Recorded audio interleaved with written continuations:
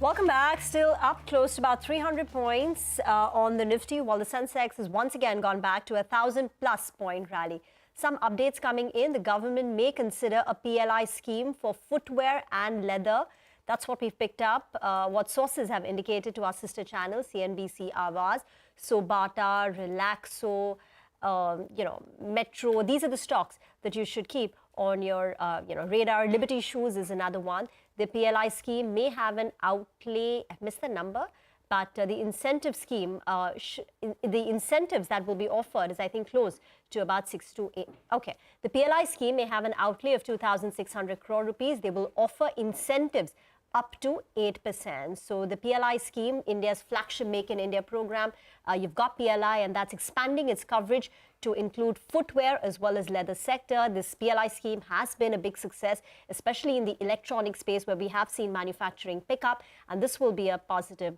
The way it works is a lot of companies have to commit to a capex. They have to promise that they will be reporting an X number. The revenue that they will be able to generate from this PLI scheme will be X number. Once you meet that threshold, then you're eligible to get incentives, which brings down India's cost of production, the cost of manufacturing for these companies, because up to 8% is the incentive. It's the money, the commission that the government will give you. It will bring down the cost of production, which will make India's footwear leather scheme far more competitive globally, thereby boosting exports as well, and India's Make in India products.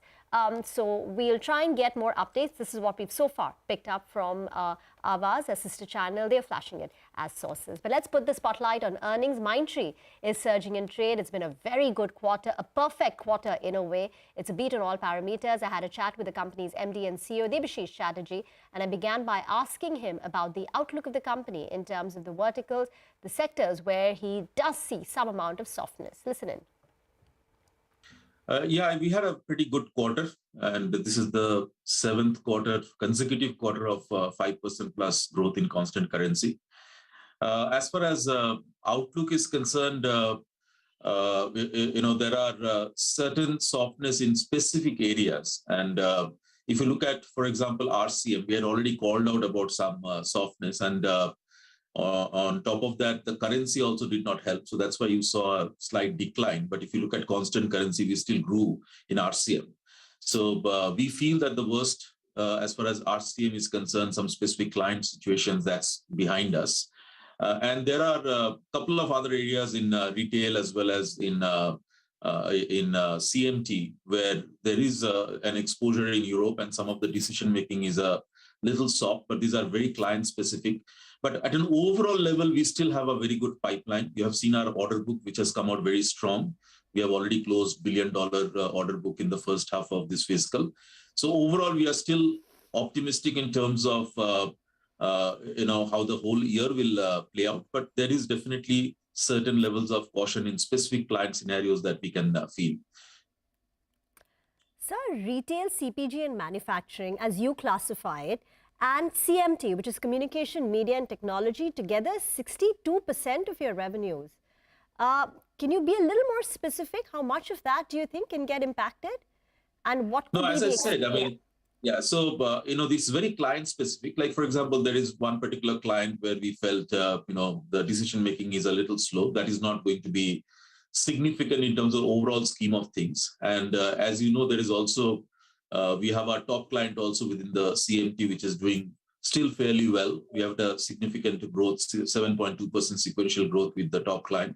So overall, as I said, overall, the sentiments are still holding on, the good sentiments. And the good thing that has happened is, and which is what I had called out last quarter, is we do see that some of the clients have started talking about transformational deals as well as efficiency deals, because when you talk about digital transformation, it can play on the revenue enhancement side as well as the efficiency side.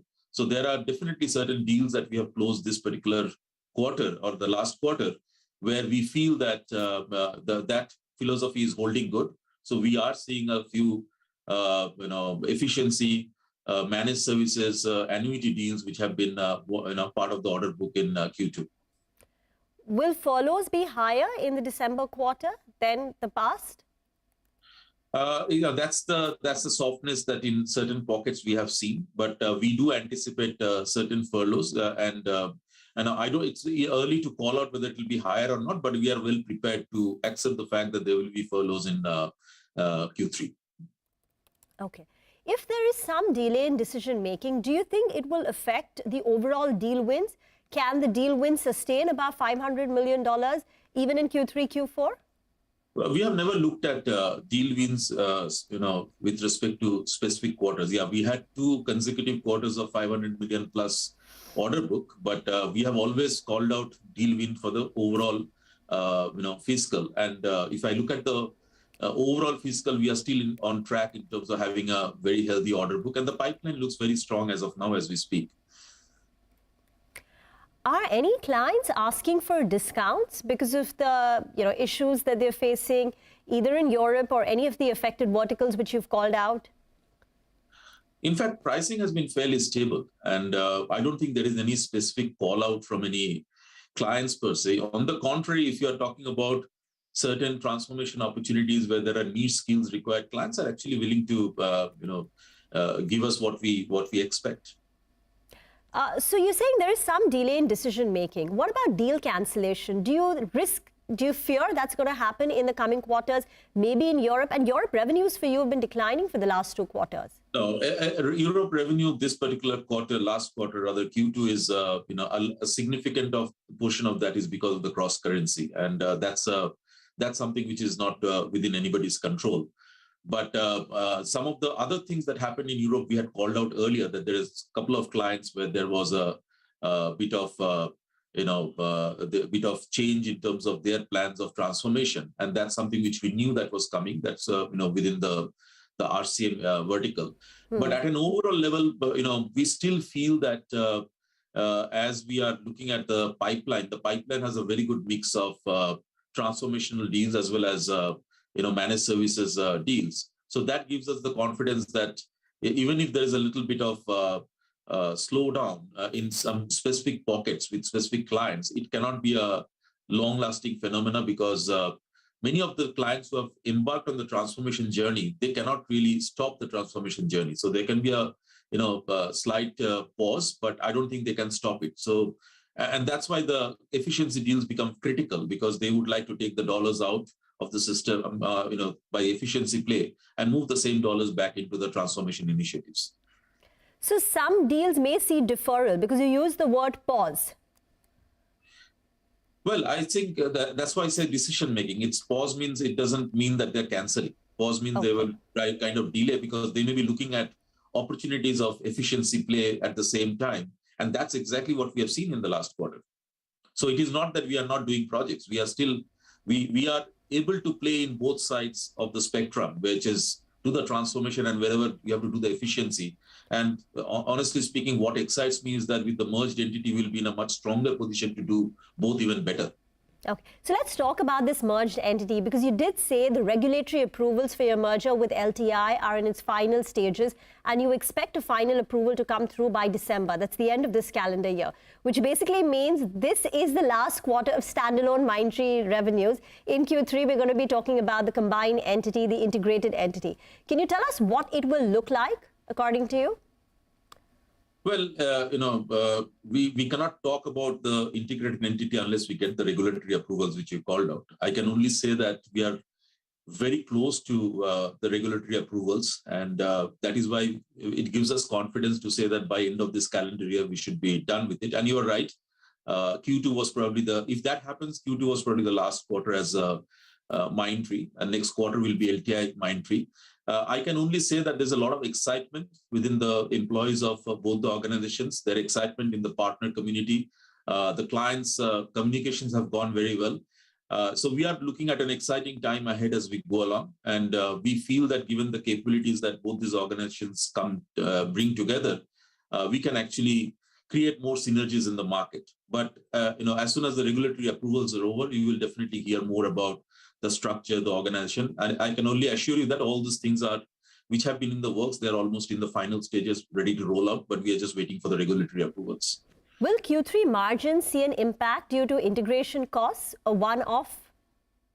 There will be definitely some one-offs, but the overall goal of the organization, which is profitable growth, and that's what we have seen. This is the, coming back to Mindtree, this is the 8th consecutive quarter where we have a 20% plus EBITDA in Mindtree. And I think the overall philosophy of profitable growth, that is not going to change even in the merged entity. Okay, so as things stand, the 20% plus EBITDA goal stays. Well, I said that the profitable growth agenda will stay, but you have to give us some time to see how the integration goes. Definitely, I have to understand both sides of the organization, and you will definitely see a plan. But overall vision of profitable growth will continue. Okay, but Q3 will see some margin hit due to the integration costs. There will be definitely some one-off costs in Q3 and possibly into Q4, but that will be the one-off cost, because when you do this level of integration of this scale, there are definitely certain one-off costs which has to be taken into account. All right, that was the Mindtree management talking about their Q2 performance as well as on the merger with L&T Infotech. They're saying that that should close by December of this year, which means that for next quarter, for Q3, we should see earnings for Mindtree plus L&T Infotech as a combined entity. Mindtree has done very well in this quarter, so we're going to watch out for how L&T Infotech performs as well. They will post earnings next week. It is broadly expected to be... Next week? No, tomorrow. Tomorrow, okay. Oh. So, and it is expected to be a good quarter, right? So let's see how the earnings come across from L&T Infotech. And the merger, like the management just said, should close by December of this year. But with that, we're going to get into a short break now. When we come back, Bajaj Auto and Federal Bank are in focus because they're both due to report their second quarter earnings today. So more on that when we come back.